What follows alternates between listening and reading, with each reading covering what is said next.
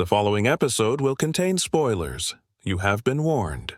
You're listening to Cinema IRL, the podcast that throws you into the movie and asks the question, what would you do?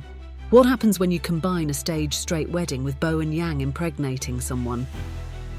One really messed up situation, as Amber and Scott discuss in the wedding banquet. And now, Cinema IRL. I wish I could switch places for just one day. What would you do? Put yourself in my shoes. How do we handle this? What would you do? Put yourself in my position. What would you do?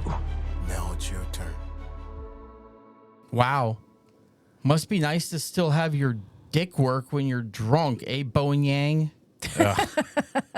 Bo and Yang is everywhere, isn't he? He is. Alrighty, kiddos. This episode we are talking about The Wedding Banquet, a film about a chosen family navigating cultural identity, queerness, and family expectations. Frustrated with his commitment-phobic boyfriend Chris and running out of time, Min makes a proposal, a green card marriage with their friend Angela in exchange for her partner Lee's expensive IVF procedure. How much are IVFs? I know that I feel like they're around $10,000-$20,000.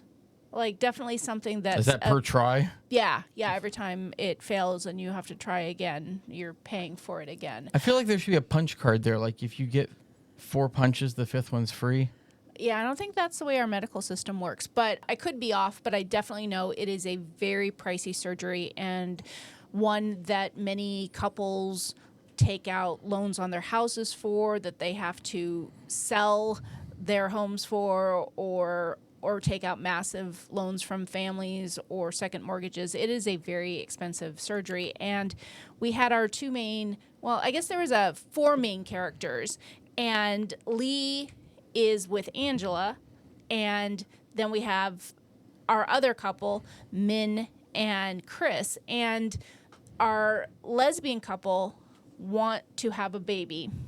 And our other couple are happily living together, but one, Chris, who is Bo Yang's character, doesn't want to really put a ring on it. He's fine with the way things are. They've been there for 5 years and doesn't really have any desire to change things. Yeah, that's a little stereotypical. How so? I mean, there's the joke. Well, for the other side of it, what does a lesbian bring to a second date? A U-Haul. I don't approve this joke. I know, but that's because they nest and move in quickly, and they settle. nest and move in quickly. Okay. I mean, but very quickly. But gay guys tend to be the opposite. They tend to be a little more, whatever. It's all good. Don't care. I Again, am withholding commentary here because I don't know about this, and I think you're probably using some generalities. I am using generalities, and But- there certainly are exceptions, like to everything, but that is the generally accepted If that's the stereotype. Yeah, stereotypes definitely are not something that are a thing quite so much anymore as they used to. Now that we know that folks are individuals and behave as individuals and not necessarily behave as their stereotypes.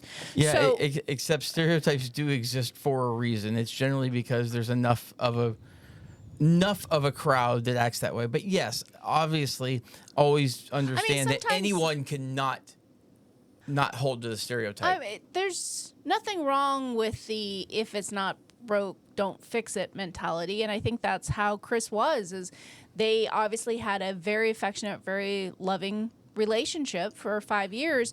And Min proposes right after he talks to his grandma, who says, you have to run the family business now or we're going to make you come back to Korea.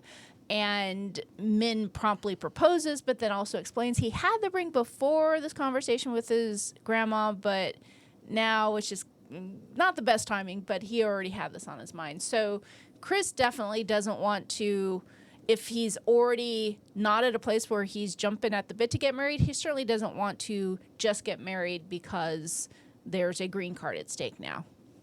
Yeah, be careful. When timing throws things off, you might... I mean, I get the fact that he then kind of was against it, like is back against the wall, but yeah, that it certainly looks a little sus. So really quickly to just wrap up our storyline here so we can start digging into some what would you do's. So we have that is one of our two couples, and our other couple is Lee and Angela. And Lee desperately wants to be a mom. And Angela is willing to go along because she loves Lee. And they have now failed at their second IVF attempt. And Min steps in after his honey Chris says, no, I'm not going to marry you, and makes a proposal to Lee and says, hey, how about if we get Angela to marry me, and I will give you the money for your third IVF try. Semi-decent proposal. Yeah, so long story short, they agree, but they also end up having this fallout one night, and it puts Angela and Chris in bed together, even though they are with their respective same-sex partners. Chris being a guy, not a girl's name in this instance, and they had hooked up once in freshman year of college, so they do have a history, and they were just kind of supporting each other through their hardship in their relationship, and wound up in bed together, and then womp womp, that didn't go over well. Yeah, it basically turned into a giant Gaysian American clusterfuck. Wow. Okay. I'm not picking up what you're putting down. I'm sorry. I just had that term written there I had to get it in somewhere. Okay. Because I thought it was, I don't know, maybe I've never heard anyone say it, but maybe they do. Well, I think they just heard it here. There you go. Yeah, parental warning involved. Yeah, someone can put that in the Urban Dictionary. Yeah, I don't know if that's parental warning. I think that's just human being warning involved. Anytime Anyway. you talk to me, there's a human being warning. So, jump to 75% done with the film. It turns out, womp womp, as Angela is getting married to Min and going through the initial ceremony, she throws up, and turns out she is pregnant with Chris's baby. Uh-oh. Where's Jerry Springer when you need him? Yeah. So, long story short. Are you sure it's mine? Yeah, no, she's obviously with a female partner, so yeah, it's yours, dude. So toward the end of the film, it winds up that the third attempt of IVF for Lee worked out. She had a baby, and it turns out Angela ended up having the baby that was Chris's baby, and Angela and Lee and Chris and Min all live in the house together now with two babies, all loving each other as chosen family, taking care for their babies. The end. Okay, so let's dig in. Who do you want to be? What would you do if you were any one of these characters? Because all four of them definitely have something to play with here for our show. I'm going to start with Angela. Okay. If I think I'm pregnant and I take a test and I see that I'm pregnant, I'm going to the nearest abortion clinic. Okay. Pop, get out of there. Okay. Because, I mean... Well, is that if you were you, or if you were Angela in the context of this storyline? If I was Angela. Okay. I mean, because she's rightfully concerned that her partner is going to be effing pissed, and that Min's going to be effing pissed over this. And I'm like, because they're already upset finding out that they slept together. Yeah, and do you really want that finds... baby? She'd already established she didn't really want to be the one who was pregnant. She do what she had to, but she wanted Lee to have. Lee wanted to be a parent. Lee wanted to be pregnant, and Angela was perfectly okay saying, "You do that, and I just want to make you happy, so you do what you need to do." Or since it seems like the third IVF and the pregnancy all kind of lined up similarly, as soon as you knew Lee's pregnancy hit. Like, even if you had told them and you got through it, as soon as Lee's pregnancy hit. So you wanted Angela to keep the baby as a backup baby in case the IVF baby didn't hit. So, and as soon as the backup baby wasn't needed, then you want to abort the backup baby. Yes. Okay. But it's There's not like so much happening. But the baby wasn't supposed to be a backup baby. The baby wasn't supposed to exist. But yeah, but may as well exploit that situation and make that a Plan B baby. Not Plan B as getting rid of a baby, which is obviously the opposite of a medical prescription. But yeah, okay. Well, this has been a very insightful show. Oh no, we're not done with being insightful. I got more. Okay. Oh, Sorry, I got plenty Sorry, more. folks. I can't rein him in sometimes. Okay, how much did you say IVFs are? They're expensive. I mean, I feel confident saying they're at least 5 digits. So it seems to me that if you got a couple of gay guys and a couple of gay girls, and we're like, yeah, so we're not really looking like this isn't a love thing. This is a I want to have a baby thing, and you just try to get both pregnant, and then the lesbians keep one and the gays keep the other one, assuming that they both want one. I don't think Ben and Chris were looking to have a baby. Well, They definitely were not looking to have yes, a baby. they were not. So in this case, you would only need to get one of them pregnant. But you just have a, hey, you want a baby? Instead of 20 grand to go times however many, I can just help you all like, oh, God dang it, I'm forgetting it. Oh, yeah, Commander style. I don't. oh. The Handmaid's Tale. Yeah, Handmaid's Tale. Just Oh Commander my style, just gosh. very robotic. Just get it done. This Here is it so much is. wrong with And then this boom. episode. I'm sorry, folks. I'm really sorry.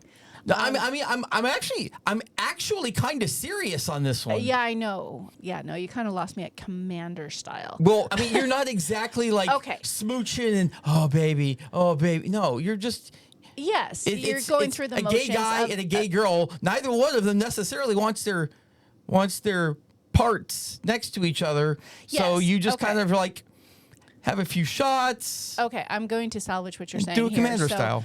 Yeah. Okay. There's so much there that I don't want to touch. But what I will is, yes, they were 4 friends, and Angela and Lee lived in the house, and the garage was where Chris lived and where Min stayed with Chris.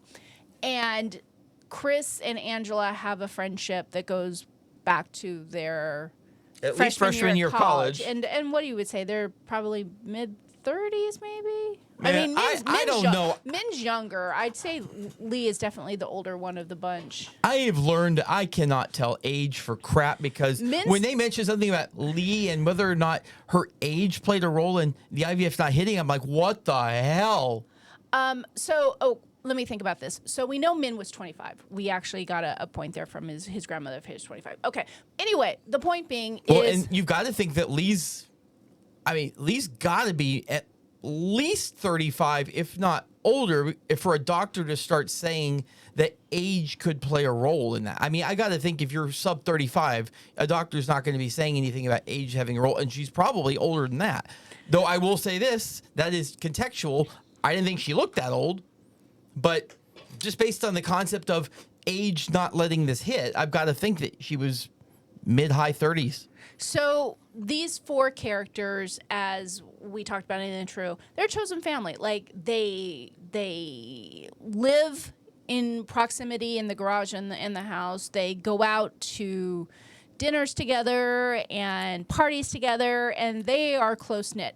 I agree with you that it certainly would have been a conversation to have, considering they're all so close, that it could have been a consensual, everyone's in, saying, hey, how do we feel about someone from our team hooking up with someone from your team and helping us create a baby here? Because I can see that being a possibility for them, opposed to dropping money onto IVF surgeries, since you actually have that resource. And although I'm not promoting your Commander style thing, I do agree that yes, it is robotic going through the motions to achieve the desired result of said baby. So are you thinking more like turkey baster? Well, I think if we're trying to save money here, I mean, may as well do it the way God intended. Yes, Turkey baby. The way God intended. Turkey basters cost cash. Turkey basters are like $2. Okay, so let's jump into some. I meant an actual turkey baster. Yeah, no, we're not using something from the dollar store. So let's dig in a little bit more here. So Dollar stores are $2 now. our partners, Lee and Min, find out about the tryst between Chris and Angela, even though it was just a drunken mistake. And I want to make sure one thing is very clear. Besides the whole fact that they both woke up naked, that is definitely contextual evidence that they made bam, bam, bam. Neither one of them knew that they did because they were both apparently drunk off their ass. So neither one actually was like, yeah, I know I just had sex with you. Okay. And it wasn't until she was pregnant that she had like actual definitive proof that it had happened. So, Okay, so now back to what I was saying.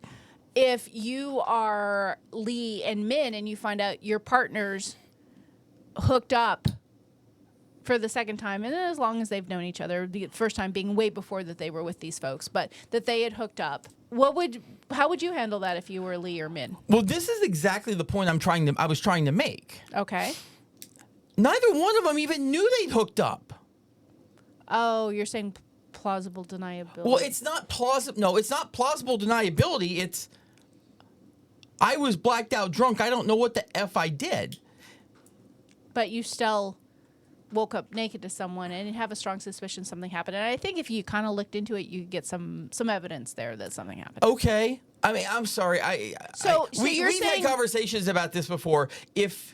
So if you're or if you're Lee or Min and you find out this happened, you're going to say, wait, let's look at the facts and see if this is indeed true.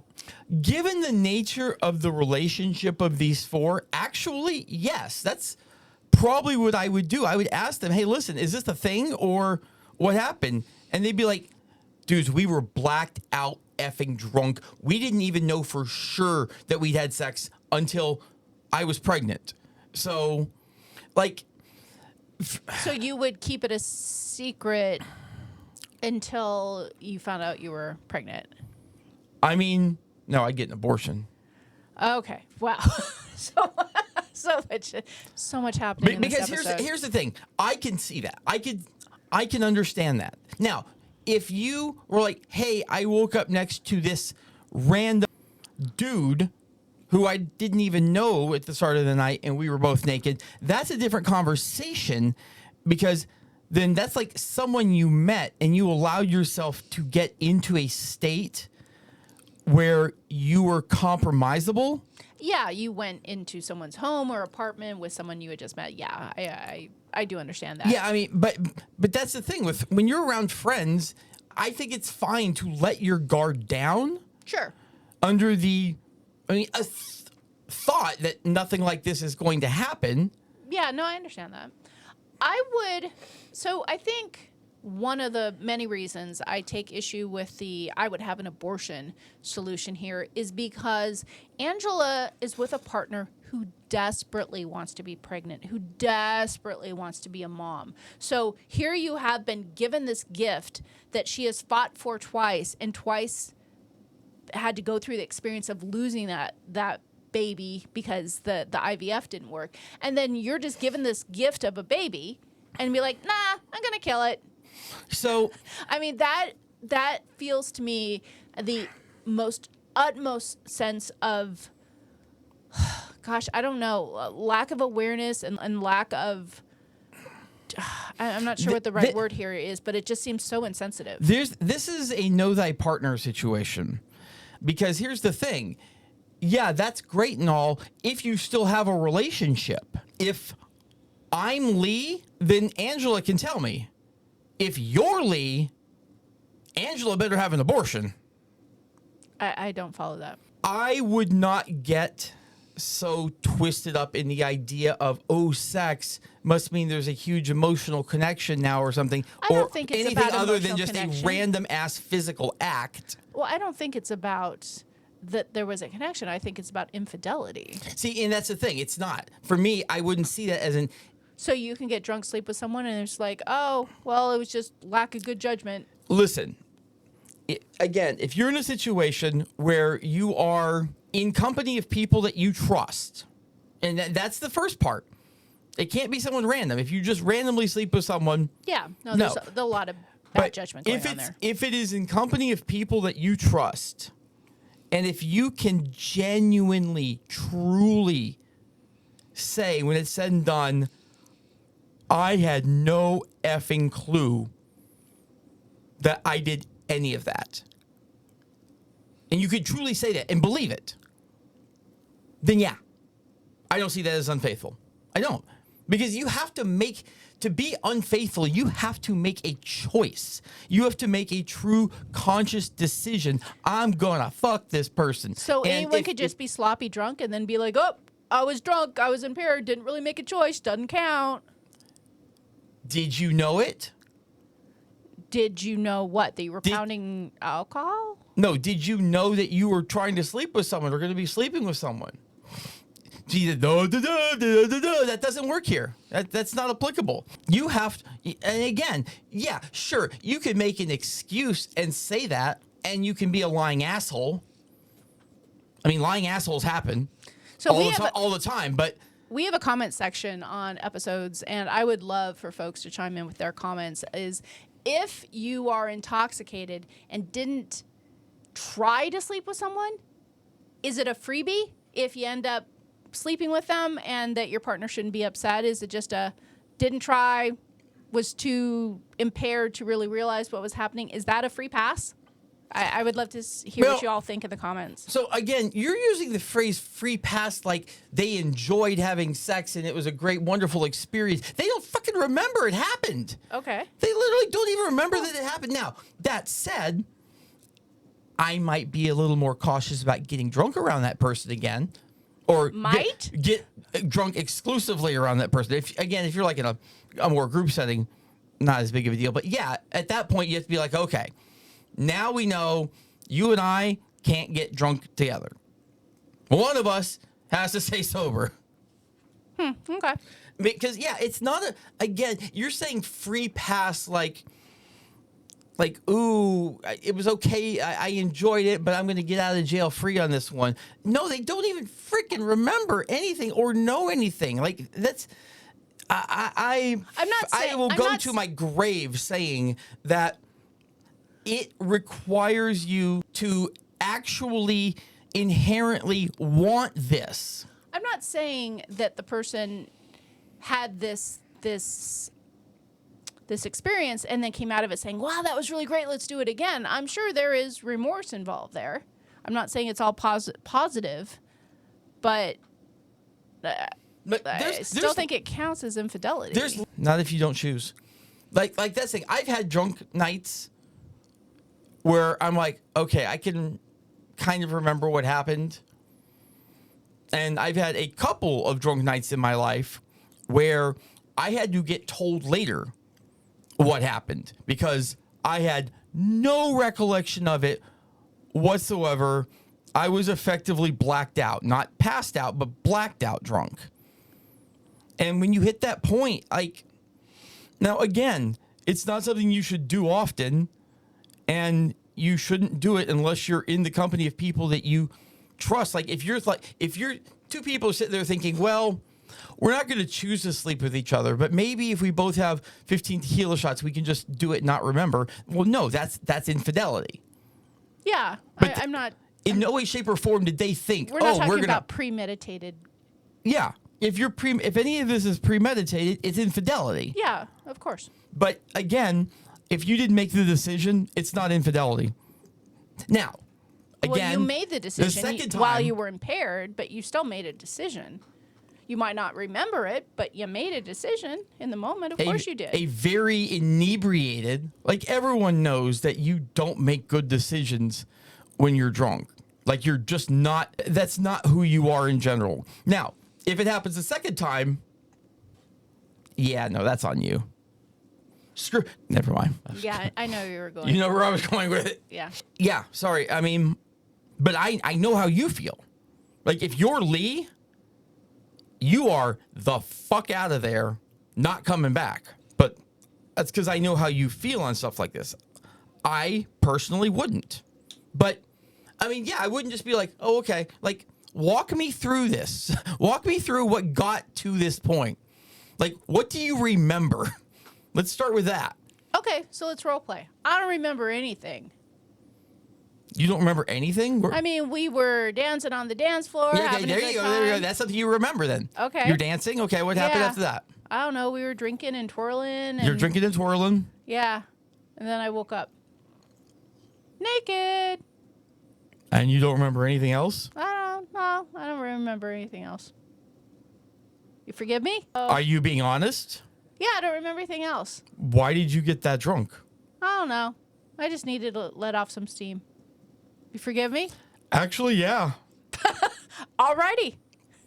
But again, this is Yes, I understand. It's under not- the it's confines not of this being Yes, not somebody you premeditated. considered safe. Yeah. And Okay. all of these things need to be present. Let's make sure it's very clear. It's got to be someone safe. Safe as in known. Yes, no. I mean, not somebody you just met. Like somebody that you went out with and you... So like an ex-girlfriend, ex-boyfriend kind of a thing? I mean, it totally depends on the situation. It could be if you are long enough exes and you're just like, yeah, that is not us anymore. Okay. Or friends or whatever. Just people you already are in your circle.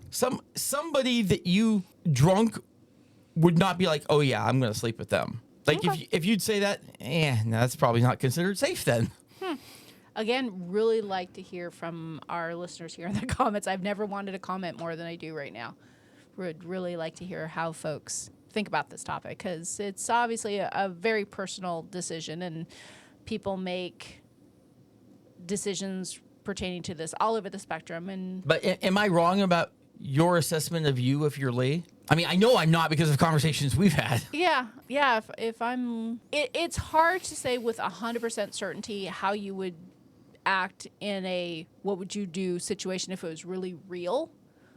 I would have difficulty getting past that if I was Lee, but it would require a lot of adult conversations with all four of those folks to get through that, I think, because they're all in each other's lives. There's no, oh, well, we're moving on or I won't see that person again or whatever. They are all intricately woven into each other's lives. So I think it would take a lot of very mature conversations with that group of four to get through that. If you're moving on, not going to see him again, then they probably weren't that safe of a person to begin with. I mean, maybe. I mean, things change when things change, right? If somebody has that visceral of a reaction, they're either overreacting or they had something on their mind Who's going someone? into it. I'm not following what you're talking about. Anyone. Someone. If anyone had a visceral reaction? No, if anyone's reaction, like if either Chris's or Angela's reaction was so visceral to it that one of them said to the other, I'm never going to see you again. That's, you've got more at play there than just, this was a safe person. Maybe. We hope you enjoyed our episode. Thank you for listening.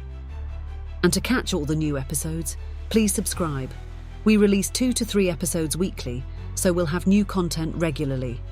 Until next time.